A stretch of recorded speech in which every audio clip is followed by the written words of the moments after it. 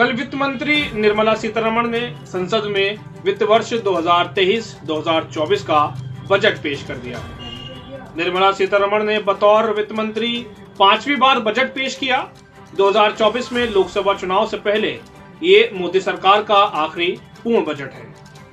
आज घर परिवार समाज यानी हर जगह बजट की ही चर्चा हो रही है। तो आए देखते हैं इस बजट को लेकर विपक्षी नेताओं नौजवानों में कैसा असर देखने को मिल रहा है और इस बजट पर विपक्षी नेताओं नौजवानों का क्या कहना है। मेरा नाम शेख कमरुल इस्लाम, पूर्व जिला उपाध्यक्ष समाजवादी पार्टी, पूर्व चेयरमैन शेखपुर बिजनौर। ये बजट गरीब विरोधी है, किसान विरोधी है और व्यापारी विरोधी भी है। इसमें आम आदमी के लिए कोई नई बात नहीं है। संजय गहलोत, देखिए बजट एक सेवा का माध्यम है और मध्यम वर्गीय जो सबसे बड़ा वर्ग है हमारे देश का, वो मध्यम वर्गीय है। उन्होंने कोशिश की है माननीय वित्त मंत्री जी ने कि उनको संतुष्ट रखा जाए। उन्होंने हर चीज़ में कोशिश की है कि हर वर्ग खुश रहे, लेकिन इसमें कुछ मेरा मानना ये है कि किसानों के लिए अभी कुछ काम करने की ज़रूरत थी और मध्यम वर्गीय की जो बहुत बड़ी एक्सपेक्टेशन थी कि भाई हमें बजट करों में राहत मिलेगी, वो नहीं मिल पाई। लेकिन उन्होंने अपना भरपूर प्रयास करा है। मैं कहता हूँ कि ये बीच और संतुलित बजट है, लेकिन इसमें काफ़ी कुछ हमारी जो अपेक्षाएं थी, आखिरी बजट है, अगले साल चुनाव होना है, तो हमें अपेक्षाएं कुछ ज़्यादा थी लेकिन उतना नहीं मिल पाया है। लेकिन कोशिश ये की गई है कि संतुलित रखा जाए। काजी शमीम, समाज सेवी।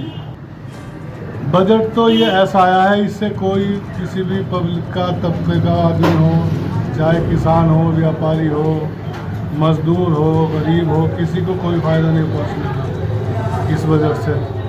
ये बजट तो सरकारी बजट है और सरकार के फ़ायदे का बजट है।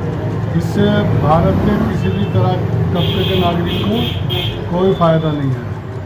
ख़ास तौर से गरीब के लिए और मजदूर किसानों के लिए तो इसमें कुछ। मैं हिलाल अहमद एडवोकेट शेखपुर से, और जैसा कि आप लोग जानते हैं कि कल भारत सरकार ने जो है बजट 2023 पेश किया है और उसके अंदर जो एक बड़े लेवल पे कवर किया है इनकम टैक्स को। तो पहले जो पुराने स्लैब्स थे अब उनको बदल दिया गया है और कुछ नए स्लैब्स को 2023 के बजट में सम्मिलित किया है।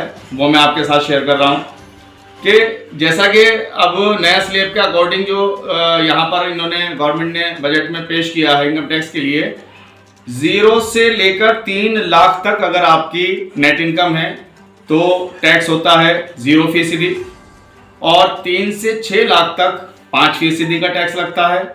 6 से 9 लाख रुपए तक की अगर आपकी नेट इनकम है तो 10% का टैक्स लगता है और 9 से 12 लाख तक अगर हैं तो 15% के स्लैब में आते हैं। 12 से 15 लाख तक 20% के स्लैब में आते हैं और 15 लाख से अबव ऊपर कितना भी जितना जाता है उसमें 30% तक का स्लैब लगता है। कहने वाली बात यहाँ पर यह है इन शॉर्ट कि पहले जो था 5 लाख रुपए तक नेट इनकम पे जो था वो टैक्स 0 बनता था, कोई टैक्स नहीं देना पड़ता था। लेकिन अब नए स्लैब्स और नए बजट के अकॉर्डिंग जो 2023 में गवर्नमेंट ने पेश किया है उसके हिसाब से इनकम टैक्स पेयर्स जितने भी हैं उन सब पर 7 लाख रुपए तक अगर नेट इनकम है तो किसी भी तरह का कोई टैक्स नहीं देना होगा।